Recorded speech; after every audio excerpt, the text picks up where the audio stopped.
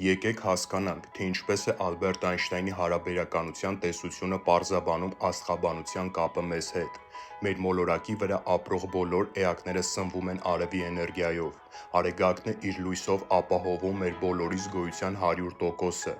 Ինչ է ասում Այնշտայնը։ Տիեզերքի մեջ սլացող լույսի մասնիկները, ֆոտոնները ենթարկվում են գրավիտացիային, և ըստ նրա, գրավիտացիայի ուժը առաջանում է, երբ մի մարմին իր քաշի հաշվին ճկում է ժամանակ տարածության հարթությունը, և այդպես մեր տիեզերքի երկրաչափության հետ խաղալով կարող է ստեղծել թվացող ուժ և ազդել նույնիսկ ֆոտոնի նման մասնիկների վրա։ Կարելի է հասկանալ, որ արևի կամ սև խոռոչի նման մարմինները այնքան ծանր են, որ իրենց պահում են խոշորացույցի նման, և համեմատ նրանց քաշի, ուժգնացնում են նրանց մոտով ացնող ֆոտոնների էներգիան։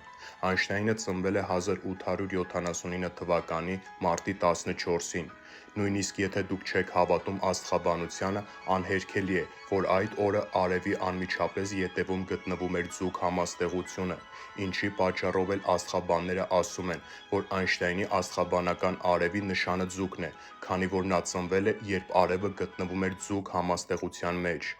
Նորից հիշենք, թե ինչ է մեզ ասում հարաբերականության տեսությունը։ Մարտի 14-ին Այնշտայնի լույս աշխարհ գալու պահին արևը ուժգնացնում էր ձուկ համաստեղությունից եկող ֆոտոններին, ինչից հետո մասնիկները այդ էներգիային հասցնում էին մինչև Երկիր մոլորակ և սնում Այնշտայնի մարմինը։ Միևնույն ժամանակ այդ նույն օրը 7 մոլորակները և Լուսինը ուժգնացրել են ուրիշ համաստեղություններից եկող մասնիկներին, ինչի միջոցով կարող ենք իմանալ Այնշտայնի աստղաբանական մնացած նշանները,